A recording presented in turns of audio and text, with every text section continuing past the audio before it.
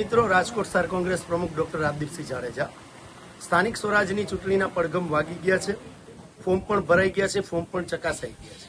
જ્યારે ભારતીય જનતા પાર્ટી ભ્રષ્ટાચારી શાસન રાજકોટના લોકો પણ જાણી ગયા છે, ત્યારે જ્યારે ફોર્મ ચકાસણીના દિવસે અમારા 2-3 ઉમેદવારોને ધાક ધમકીવાળા ફોન પણ આવ્યા, ક્યાંય ને ક્યાંય તંત્ર દ્વારા પણ આનો ઉપયોગ કરવામાં આવેલો. ત્યારબાદ અમે સમગ્ર રાજકોટના 72 કોર્પોરેટરો જે ઉમેદવારો છે એમાં એક કોર્પોરેટરો જે લીડિંગ પર્સનાલિટી મુખ્ય જે અમારા છે આગેવાનો એમને જવાબદારી આપેલી હતી. અને એટલા માટે જવાબદારી આપેલી હતી કે જે પહેલીવાર ચૂંટણી લડી રહ્યા છે એને રાજકીય રીતે કઈ રીતે આગળ વધવું વોર્ડ વાઇઝ એની પણ અમે માર્ગદર્શન પૂરું પાડવાના હતા. અને એ બધાને સાથે મળીને અમે અલગ અલગ જવાબદારીઓ વહેંચેલી હતી.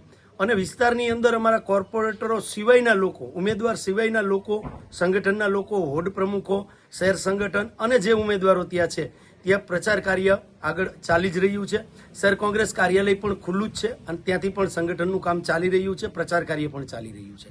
પણ ભારતીય જનતા પાર્ટી દ્વારા લોકશાહીનું ચીરહરણ કરવાના પ્રયત્નો થઈ રહ્યા હતા, એટલે અમે અમારા ઉમેદવારોને ખોટી રીતે માનસિક રીતે કોઈ હેરાન ન કરે એટલે સ્ટ્રેટેજીના ભાગરૂપે અમે આ કાર્યક્રમ કરેલો છે.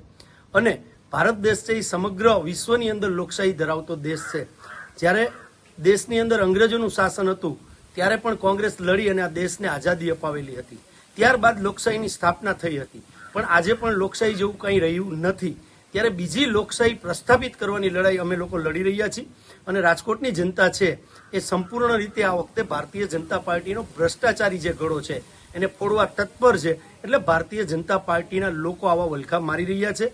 આશા રાખીએ કે આવનારા દિવસોની અંદર રાજકોટની જનતા આ ભારતીય જનતા પાર્ટીનો ભ્રષ્ટાચારી ગળો ફોડી નાખશે અને ફરીથી સંપૂર્ણ સારી રીતે લોકશાહી રાજકોટ શહેર અને સમગ્ર ગુજરાતમાં સ્થપાશે, આવો મને સંપૂર્ણ વિશ્વાસ છે. જય હિન્દ, જય ભારત.